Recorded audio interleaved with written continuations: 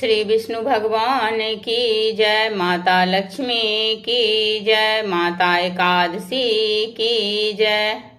प्रिय भक्तों, आप सभी को आश्विन मास की पाषाण कुशा एकादशी की हार्दिक शुभकामना। भगवान विष्णु, माता लक्ष्मी और माता एकादशी आप सभी भक्तों के जीवन में सुख शांति बनाए रखें। आश्विन मास के शुक्ल पक्ष में पड़ने वाली एकादशी को पाषाण कुशा एकादशी कहते हैं। इस एकादशी का व्रत करने अथवा कथा सुनने से मनुष्य को स्वस्थ शरीर और सुंदर जीवन साथी मिलता है तथा धन्य धान्य बहुत कुछ मिलता है। एकादशी व्रत के समान संसार में कोई ऐसा व्रत नहीं है। एकादशी तिथि के समान ऐसा कोई तिथि नहीं है।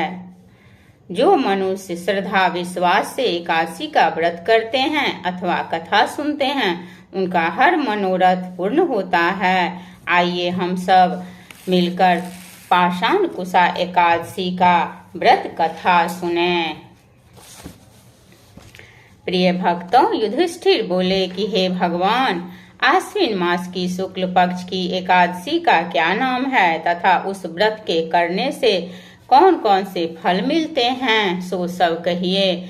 उस पर श्री भगवान बोले कि हे राजन, आश्विन मास की शुक्ल पक्ष की एकादशी का नाम पाषाण कुशा है। इसके व्रत करने से समस्त पाप नष्ट हो जाते हैं। इस एकादशी के दिन मन वांछित फल की प्राप्ति के लिए श्री विष्णु भगवान की पूजा करनी चाहिए। जो मनुष्य कठिन तपस्याओं के द्वारा फल प्राप्त करते हैं, वह फल इस एकादशी के दिन क्षीर सागर में शेषनाग पर शयन करने वाले विष्णु भगवान को नमस्कार कर देने से मिलता है। जो मनुष्य शंख चक्रधारी विष्णु भगवान की शरण में जाता है, उसे यम यातना नहीं मिलती।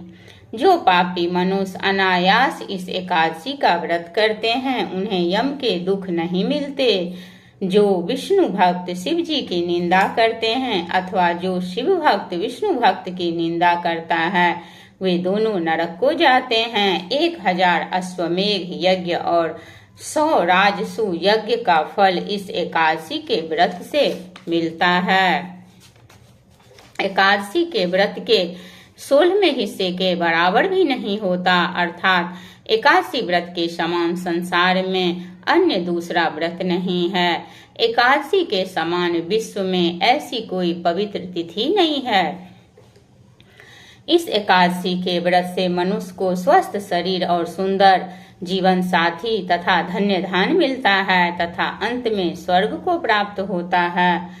जो मनुष्य इस एकादशी के व्रत में रात्रि को जागरण करते हैं, उन्हें बिना किसी रोक के स्वर्ग मिलता है। जो मनुष्य इस एकादशी का व्रत करते हैं, उनके मातृपक्ष के 10, पितृपक्ष के 10 और स्त्री पक्ष के 10 पुरुष विष्णु का वेश धारण करके तथा सुंदर आभूषणों से युक्त होकर गरुड़ पर सवार होकर विष्णु लोक को जाते हैं।